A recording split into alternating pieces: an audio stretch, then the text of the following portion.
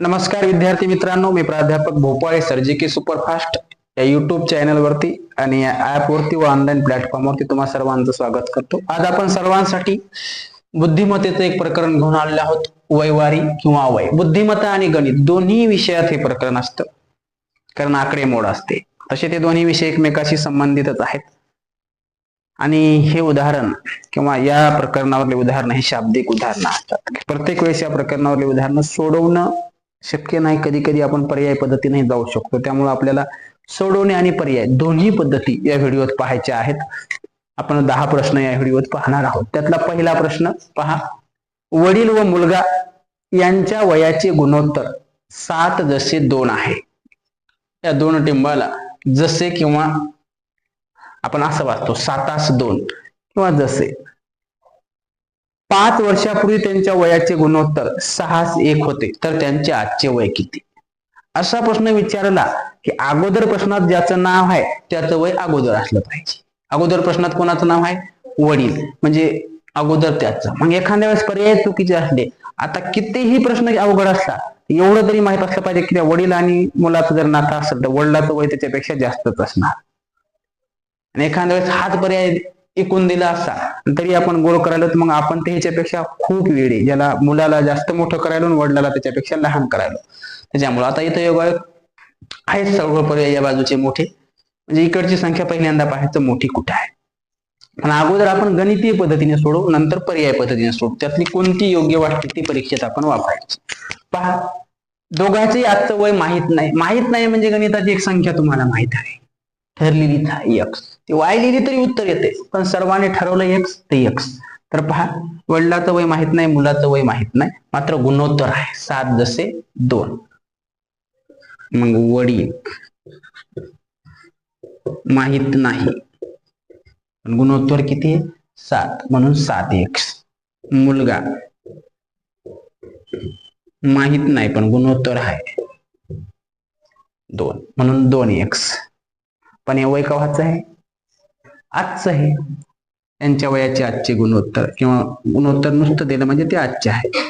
पण इथं सांगितलंय 5 वर्षापूर्वी गुणोत्तर किती होतं? 7:2 नव्हतं तर 6:1 होतं. 5 वर्षापूर्वी म्हणजे दोघांच्या वयातून वय किती कमी होणार? 5 वर्ष वय कमी होणार. तेच आपण मांडायचं. मग आता हे जे 7x 2x आहेत ते आपण भागाकारात असे मांडू शकतो. 7x जसे 2x. त्याचा अर्थ एकच असतो. 7x मधून 5 वर्षापूर्वी म्हणजे किती वय वजा करायचं? 5. हे मुलाचं वय, याच्याही वयातून किती वय वजा करायचं? 5. 5 केल्या म्हणजेच 5 वर्षापूर्वी काय होतं गुणोत्तर? 6 जसे 1. असं झालं की समीकरण तयार होते. मग याचा लिहायचा अशा बरोबर मध्ये दोन संख्या असल्या की कोणता गुणाकार होतो?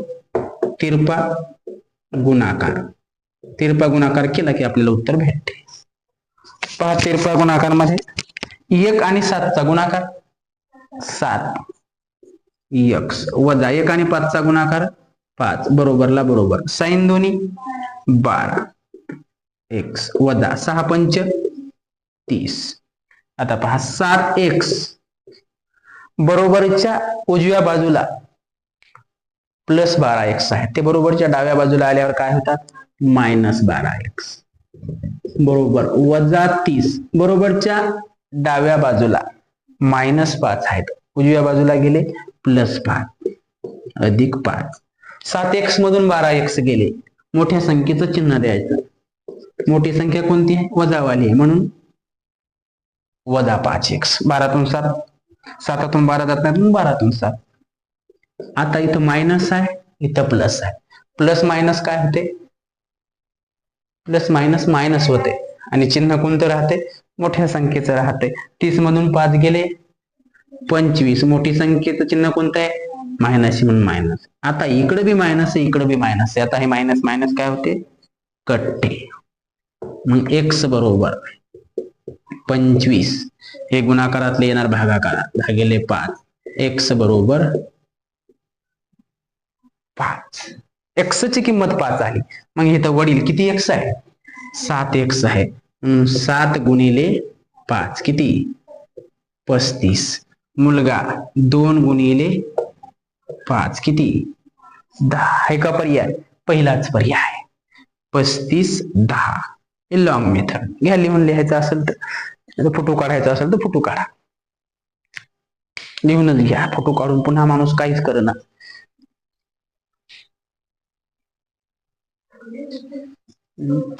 थांबव, बंद नको असं थांबवून द्या. केलं का? तर त्या पद्धतीने उत्तर येते. पण आपल्याला परीक्षेत सगळ्यात महत्वाचं बेव आहे ते म्हणजे वेळेचं. मिनिटं किती असतात? 90. आणि प्रश्न असतात 100. म्हणजे एका प्रश्नाला 1 मिनिट नाही, 42 सेकंद वाटायला येतात. त्यात आपण तिथं परीक्षेला गेल्यावर घाबरलेला असतो. ते पर्यवेक्षक जर स्ट्रिक असला, ते थोडासा सूचना देत राहिला तर आपण त्याचा विचार करतो, त्याच्याकडे पाहण्यात 4-5 मिनिटं घालतो. कसे तरी आपल्याला पुन्हा त्या 60 मधले 10 मिनिटं तसे जातात, 50च राहतात. मग 50 मिनिटात 100 प्रश्न, म्हणजे एका मिनिटात 2 प्रश्न. मग बऱ्याच वेळा पेपर काही ठिकाणचे खूप सोपे असतात, असे आपल्याला जे पेपरला नाही गेले ते सांगतात. म्हणजे तुम्ही घरी पेपर देऊन आला आणि त्या रिकाम्यानं तुमचं प्रश्नपत्रिका पाहिली की ते म्हणते पेपर सोपा आहे. आणि ते सोपा आहे ते आता सोडवला बसते रात्री 9ला, उद्या 9ला सांगते मला सोडवणं झाला. किती घंटे झाले? ते 12 घंटे. 12 घंट्यात त्याला 75 मार्क यायले, काहीच कामाचे नाहीत. तिथं वेळ आहे 90 मिनिटं. तुम्ही इथल्या दिवस काय कुटाने केले ते म्हणजे 90 मिनिटं. जसं निवडणुकीत 2 महिने लोक ते प्रचार करतात, आपल्या पाया पडतात, आपल्याला खायला देतात, हे देतात. त्याची खरी परीक्षा ज्या दिवशी मतदान आहे त्याची धुकधुक वाढते निकालाच्या दिवशी, की बाबा आपण 2 महिने खर्च केला तो किती कामाला आला. तसं आपण 3 वर्ष 6 महिने बॅच केल्या, ते सगळ्या 6 महिन्याचा सगळा अर्थ किती मिनिटावर येऊन टिकतो? फक्त 90. त्यातले 5-10 मिनिटं जरी इकडे झाले तर चुकतात. मग असे गणित बुद्धिमत्तेचे काही शाब्दिक उदाहरणं आपला जर वेळ वाचला तर त्याची सेकंदाला महत्व आहे. दुसऱ्या मोठ्या प्रश्नाला, अवघड प्रश्नाला त्याचा वेळ देता येते. म्हणजे शाब्दिक उदाहरण आहेत. बुद्धिमत्तेत असे 2-3 प्रकरण आहेत, ते सोडवायची गरज नाही, पर्याय पहायची, पर्याय कट पद्धतीनं. अमिताभ बच्चनच्या कोण बनेगा करोडपती मेथडनं जायचं. पहा गुणोत्तर किती दिलंय? 7-2. म्हणजे पहिली संख्या जी असणार वडिलाची वयाची, ती कितनं भाग जाणारी असणार? 7 भाग जाणारी असणार. आणि मुलाची संख्या 2 भाग जाणारी असणार. आता 2ची कसोटी माहित आहे, समसंख्येला 2 भाग जातो, किंवा ज्या संख्येच्या एकक स्थानी 0, 2, 4, 6, 8 यापैकी एखादी. आता इथे एकक स्थानी 0, 2 पैकी हे काही एखादी संख्या, शिव पर्याय काय व्हायला? पाहिल्या कटायला. हे पहा 7 7 35, 7 49, ते तिथे कटला होता. 7 70, 3 आहेत. 2 5 10, 2 7 14, 2 10 20. 3 पर्याय राहिलेत. मग दुसरी 3 पर्याय ते कसे काढायचे? आजचं वयात नुसतं नाही तर 5 वर्षापूर्वीचं बी गुणोत्तर पाहायचं. किती आलं पाहिजे? 600. मग पटकन तेवढं लिहिण्यापेक्षा आपण पर्याय पाहायचे. आता आजचं जर आपण वडिलाचं धरलं 35, पटकन त्यातून 5 वजा केले, 5 वर्षापूर्वीचं वडिलाच किती होणार आहे? 30 होणार आहे. हे 10, 5 वर्षापूर्वी 10तून 5 गेले 5 होणार आहे. 5 सक्कर 5 एकर 600. हे आलं, विषय संपला. बाकीचे पर्याय पाहायची गरज नाही. आता इथे योगायोगान पहिला होता म्हणून काय म्हणता येईल, बाकीचे चुकतील काय ते आपण इथं क्लिअर करू. 600 कसं येत नाही हे पहा. 49 मधून 5 गेले, किती राहतात? 44 राहतात. 44 6च्या पाड्यात येतात का? येतच नाहीत. मग तिथंच कटला. पुढची सगळ्यात वजाबाकी करत बसायची नाही, नाहीतर मग त्याला 1.5 घंटा लागायचा. शॉर्टकटनं पाहायला गेलो ते एखाद्या वेळेस होते ना, हिंगोलीला जायचा शॉर्टकट आहे का, पण ते शॉर्टकट म्हणून गेला, पण त्याला कळलंच नाही. ते वाशिमला गेलं, तिकडे मुंबई पोहोचायची वेळ आली. ते शॉर्टकट चुकता बी कामा नाही. इथंच कळलं आपल्याला 6 भाग जात नाही, पुन्हा 14च्या वजाबाकी करत बसायची गरज नाही, नाहीतर शॉर्टकट मोठा लॉंग कट व्हायचा. 70 मधून 5 गेले 65 6 भाग जाणारी संख्या आहे का? ही एक एकच काढल्यावर पाहायचे, नाही तर पुन्हा मग 70ला पाहणार, एखादं उचल 20 मधून बी 5 घालणार. एवढं डोंबलं दावस्तूर करायचं नाही, मग ती डोंबले महागात जाईल. ठीक आहे, दुसरा प्रश्न पाहू आपण.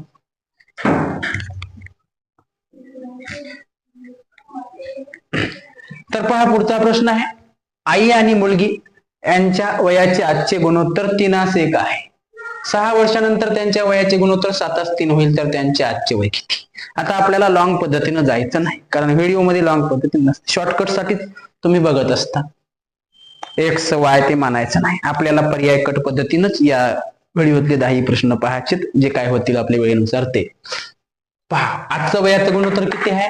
3:1. म्हणजे पहिली संख्या कितीने भाग जाणारी असावं?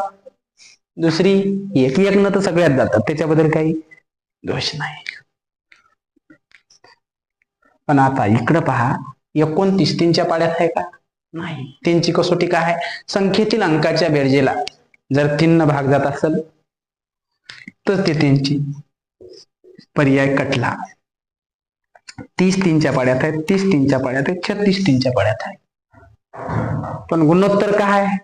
3 याचा अर्थ असा, हे जर 1 असेल तर हे किती पट? दिसू दे जगाला. बोल नको. जर मुलीचं वय 1 असेल तर आईचं किती? 3. जर मुलीचे 2 असेल तर आईची बेत्रिक 6. याचा अर्थ काय असते? एकमेकाच्या पट आहे. मुलीच्या वयाच्या आई तिप्पट असणार. मग आता इकडे पहा, 20 ची तिप्पट किती आहे? 60 आहे. 30 आहे का? ह्यो पर्याय इथंच कटला. 10 ची तिप्पट 30 आहे, 12 ची तिप्पट 36 आहे. हे 2 पर्याय आहेत. जे 2 पर्याय कटले. आता या 2 पर्यायात उत्तर असणार. पहा, आजचं 3 असे, पण 6 वर्षानंतर किती झालं पाहिजे? 7 3. आता या 2 पर्यायाला फक्त आपण खेळायचं. 30 मध्ये 6 मिळाले किती होते? 36. 10 मध्ये 6 मिळवले 16. झालं पाहिजे किती? 7 3. 36 ला 7 न भाग जाते का? नाही जात. आता एकच पर्याय राहिला, तेव्हा वेळेस पाहायचं नाही. ते काय आहे?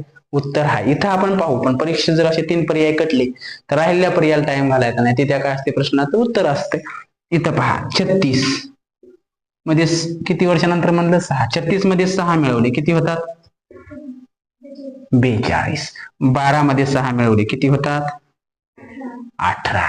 गुणोत्तर किती झालं पाहिजे? 7 3. 6 1 6. साइन त्रिक 12 तुम्हाला 18 आणि साइन 7 42. 7 3. म्हणून कोणता पर्याय बरोबर यायला? 36 12 पर्याय पद्धतीनं.